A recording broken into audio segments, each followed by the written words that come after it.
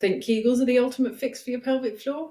Not so fast. If you've been doing them faithfully and still seeing no results or even feeling worse, then this video is for you. Kegels have become the go-to solution for everything from bladder leaks to better sex, but they're not for everyone. In fact, for some people, they can actually do more harm than good. So today I'm going to be talking you through 6 reasons why Kegels may not be the right fit for you and what you can do with your pelvic floor to actually improve things instead. So what are Kegels? Kegels are exercises that involve contracting and relaxing the pelvic floor muscles. They're often recommended to help with issues like incontinence, postpartum recovery, and sexual function. But here's the thing, not all pelvic floor issues come from weak muscles, and doing more squeezes isn't always the answer. In fact, if you're not also addressing how you breathe, how you move, and how your core functions as a system, Kegels alone won't get you very far. So, reason number 1, your pelvic floor is too tight. If your pelvic floor muscles are already tense or overactive, doing Kegels can actually make things worse.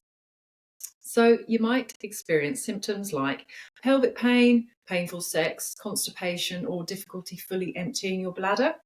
What your body really needs in that case isn't strengthening, it's relaxation. It's release, and without managing pressure through your breath and core, those tight muscles can just stay tight.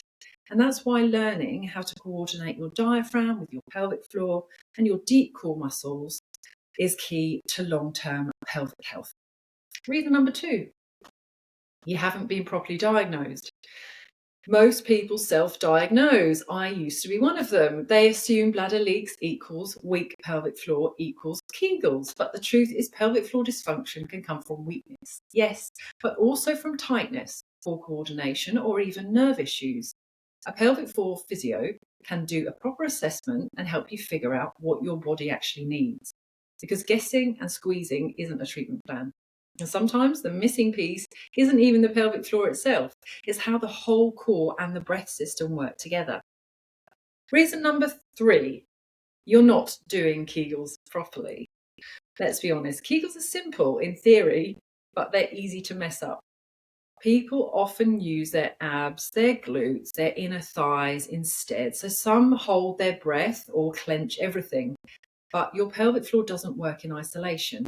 It works with your diaphragm, your breath, and your deep core. I sound like a broken record.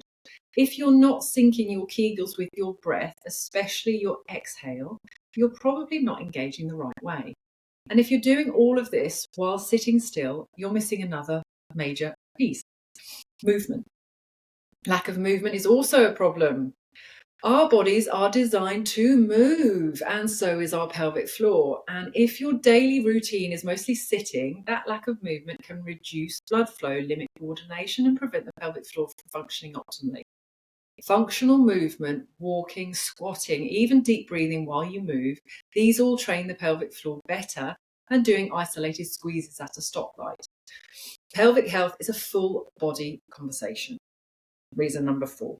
Incontinence isn't always from weakness. Not all bladder leaks are caused by weakness. Stress incontinence happens when pressure causes leakage, like sneezing or jumping, but urge incontinence is often related to bladder signals, nerve pathways, or overactive muscles.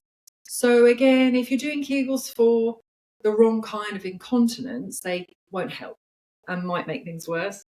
And once again, if you're not managing intra-abdominal pressure properly with your breath, with your core control, even the right Kegels won't stick. Reason number 5. You've been doing Kegels for a long time with no results, a common one.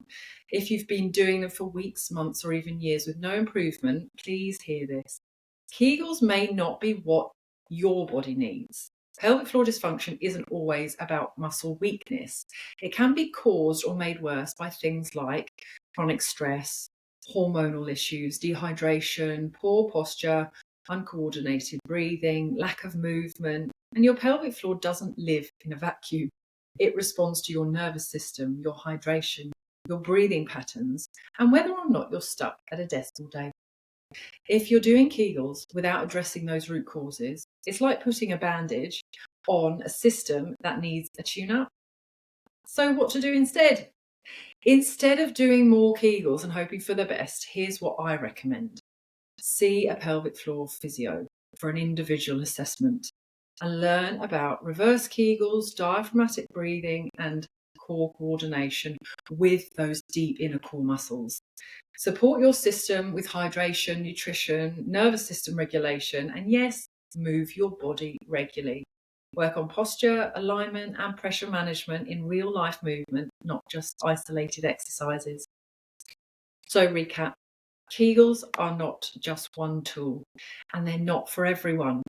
If you've been doing them with no results, or if you feel worse after trying, don't push harder. Pivot instead. Pelvic floor health is full body, breath driven, and movement based.